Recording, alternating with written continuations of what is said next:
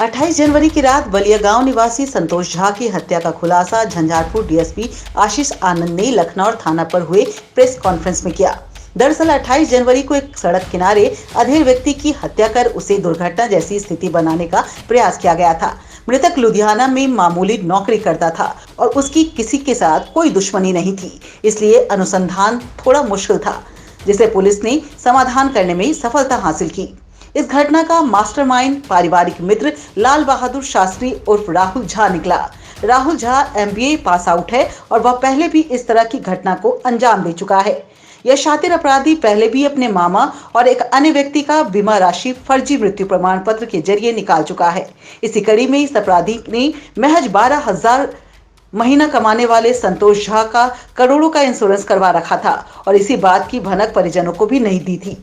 जबकि लाल बहादुर शास्त्री मृतक संतोष झा का पारिवारिक मित्र था और वह परिजनों को कन्विंस करने में लगा था कि यह हत्या नहीं, एक्सीडेंट है।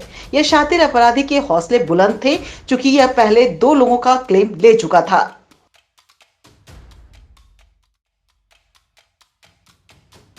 इसमें सबसे इंटरेस्टिंग चीज ये है कि उनके परिजन को आज तक नहीं पता था कि उनका कोई इंश्योरेंस भी था, जबकि लाल बहादुर शास्त्री जो उस अकाउंट से डील कर रहे थे, जो इस मैसेज को जानते थे, उन्होंने उनके परिजन को इतनी बात नहीं बताई आज तक। उनको पता, अभी मैं थोड़ी देर पहले उनसे गया था मिलने, तब हमने सारी बात बताई उनको, वो भी काफ़ी सरप्राइज थे। तो उनकी चूँकि मॉडस ऑपरेंडी इनका रहा है कि वो इंश्योरेंस के मुद्दे पर काम करके इस तरह से ब्लफ करके और इंश्योरेंस निकालते हैं, इसलिए इन्होंने इस कॉन्स्पिरेसी के बहुत बड़े सूत्रधार रहे।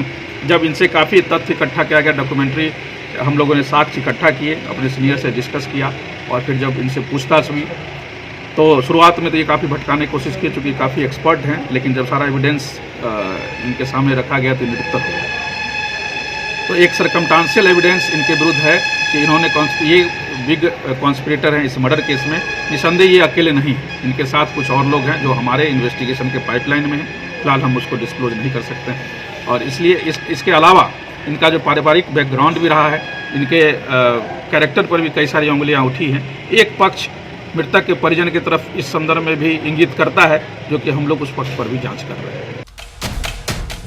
शायद इस बार भी वह क्लेम लेने में कामयाब हो जाता, लेकिन पुलिस के हाथ कुछ ऐसे सबूत लगे जिसके आधार पर पुलिस ने अपने अनुसंधान में लाल बहादुर शास्त्री के विरुद्ध काफी सबूत जुटा लिए और उसे गिरफ्तार कर लिया, जिसके बाद उसने यह कबूल कर लिया कि 12,000 महीना कमाने वाले व्यक्ति का उसने ही इंश्योरेंस करवाया था, जिसका प्रीमियम करीब 90,000 रुपए सालाना थी।